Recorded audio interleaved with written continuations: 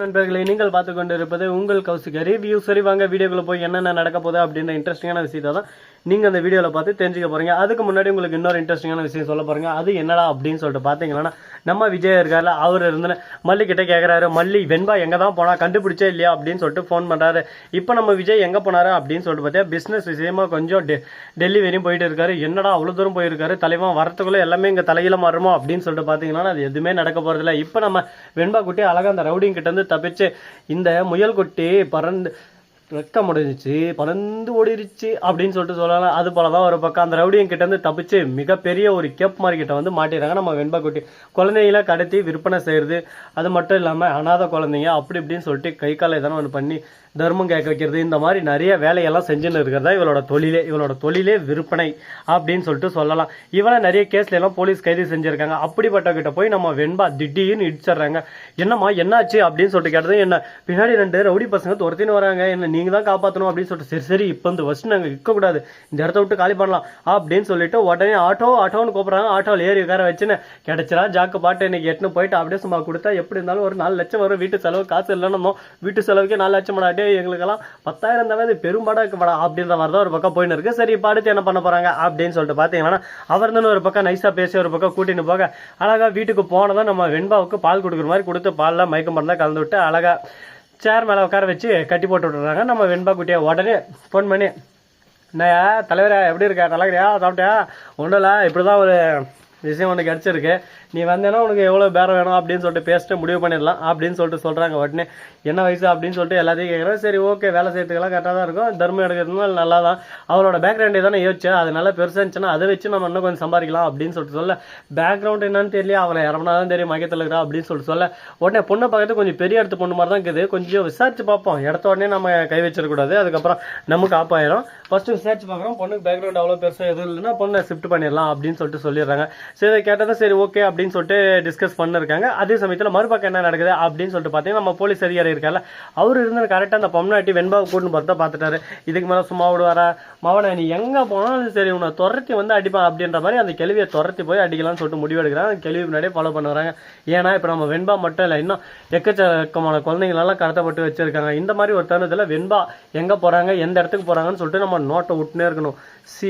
அப்படின்னு சொல்லிட்டு நம்ம பார்த்துன்னு இருந்தால் கரெக்டாக அந்த இடத்துல தான் போய் வெண்பாவும் அடிப்பாங்க. அந்த சமயத்தில் எல்லாரையும் நம்ம காப்பாற்றிடலாம் அப்படின்னு சொல்லிட்டு ஒரு பிரில்லியண்டான கிரைனை யூஸ் பண்ணுறாரு நம்ம போலீஸ் அதிகாரி. அது மட்டும் இல்லாமல் டே அது ஏன் பொண்ணடா கிடைச்சிடே அப்படின்னு சொல்லிட்டு வேதனையும் பண்ணலாம். அதே சமயத்தில் நம்ம பொண்ணால் பல குழந்தைகளோட உயிர் காப்பாற்றப்படுதுன்னு சொல்லிட்டு சந்தோஷம் பண்ணலாம்.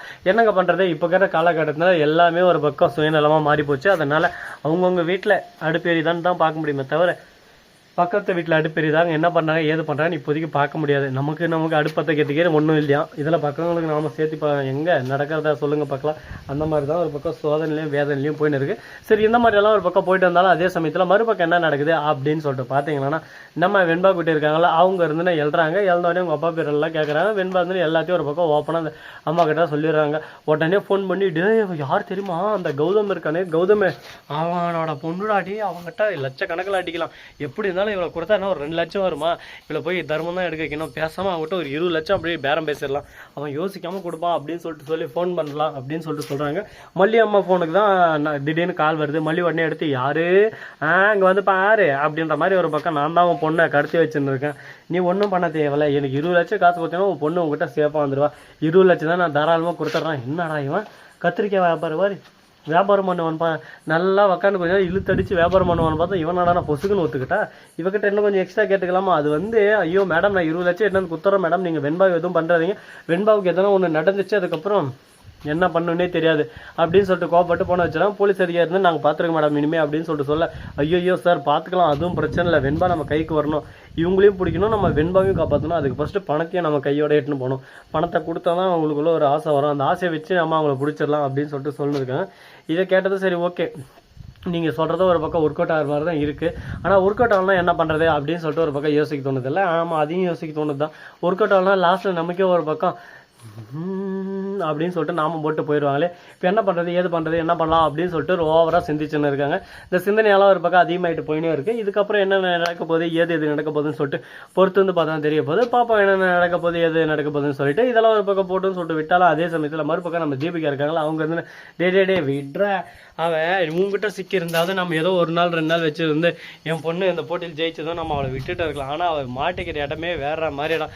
இனிமே மல்லியை யாராலையும் காப்பாற்ற முடியாது. விஜய் பொறுத்த வரைக்கும் இப்போ மல்லிக்கிட்டே தான் வெண்பா இருக்கான்னு சொல்லிட்டு அர்த்தம். ஆனால் இப்போ வெண்பா இல்லை, மல்லி தொலைச்சிட்டான், அதை கடத்திட்டு போயிட்டாங்க அப்படின்ற விஷயம் மட்டும் தெரிய வந்துச்சு. அடுத்த செகண்டே நம்ம மல்லிக்கு அப்படியே சும்மா அப்படின்னு சொல்லிட்டு சங்கு ஊதிடுவாங்க. இப்போ என்ன பண்ணுறது ஏது பண்ணுறதுன்னு சொல்லிட்டு தெரியல. கடலே என்னடா இது, நம்ம எந்த ஒரு பாவம் பண்ணல, எந்த ஒரு தப்பும் பண்ணல, ஆனால் நமக்கு மட்டும் ஏன் இந்த மாதிரி எல்லாம் சோத்து மேலே சோதனை, வேதனை மேலே வேதனை வருது அப்படின்னு சொல்லிட்டு ஃபீல் பண்ணிட்டு இருக்கோம்ல. நம்ம விஜய் ஃபீல் பண்ணி ஒன்றும் நடக்க போகிறது. இதுக்கப்புறமாவது டக்குன்னு சுறுசுறுப்பாக அடுத்து என்ன பண்ணலாம் ஏது பண்ணலாம், எங்கே இருக்கா வெண்பா அப்படின்னு சொல்லிட்டு தேடி கண்டுபிடிச்சி மகளை காப்பாற்றத்தை விட்டு இங்கே வந்து சண்டை போடுறதுனால என்ன ஆக போகுது?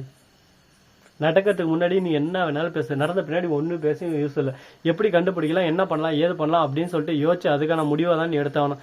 அப்போ தான் நம்ம வாழ்க்கையில் ஜெயிக்க முடியும் அப்படின்ற மாதிரி பேசினிருக்கு. அது கேட்க தேவையும் நல்லா தான் இருக்குது. பார்ப்போம் என்னென்ன என்னெல்லாம் விஷயங்கள்லாம் காத்துன்னு இருக்குது, என்னென்னலாம் பண்ண போகிறாங்கன்னு சொல்லிட்டு பொறுத்து வந்து பார்த்தா தெரிய போகுது. பொறுமை கடல் எனும் பேரிது. இந்த வீடியோ பிடிச்சிருந்தா லைக் பண்ணுங்கள், கமெண்ட் பண்ணுங்கள், ஷேர் பண்ணுங்கள், டிண்டிங் மேலே தட்டி விட்டு போங்க. அப்போ தான் நான் போகிற அடுத்த வீடியோ